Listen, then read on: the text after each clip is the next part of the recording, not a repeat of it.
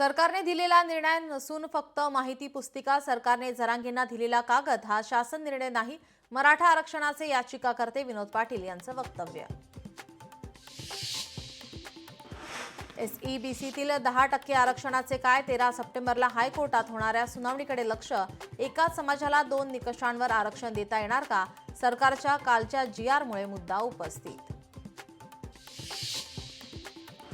चंद्रपूर शहरात निम्न वर्धा धरणाचे दरवाजे उघडले। नदीकाठच्या भागात पूरस्थिती निर्माण। इरई नदीकाठच्या नागरिकांना सतर्कतेचा इशारा। नाशिक जिल्ह्यातील पाणीसाठा 97%वर। नाशिक जिल्ह्यात एकूण 24 प्रकल्प। गंगापूर धरण 98% भरलं। आज गणेशोत्सवाचा 8वा दिवस। लालबागच्या राजाच्या दर्शनासाठी मोठी गर्दी। लाखोंच्या संख्येने गणेश भक्त दाखल।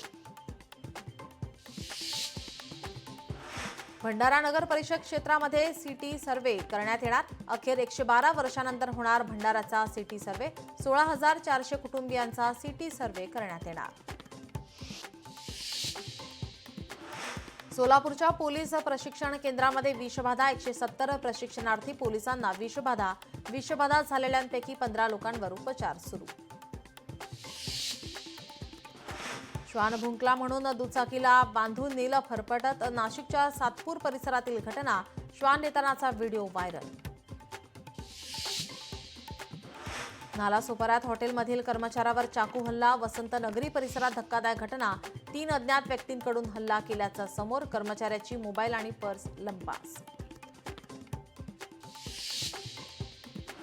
छत्रपती संभाजीनगरमध्ये 2 वाहन चालकांमध्ये वाद। वाहन चालकांच्या वादातून हटको कॉर्नर तणाव।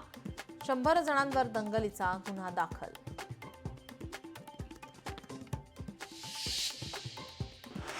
बीडमध्ये मित्रानेच केली मित्राची हत्या। शिवाजीनगर हद्दीतील धक्कादायक घटना। घटनेमध्ये अद्याप गुन्हा दाखल नाही।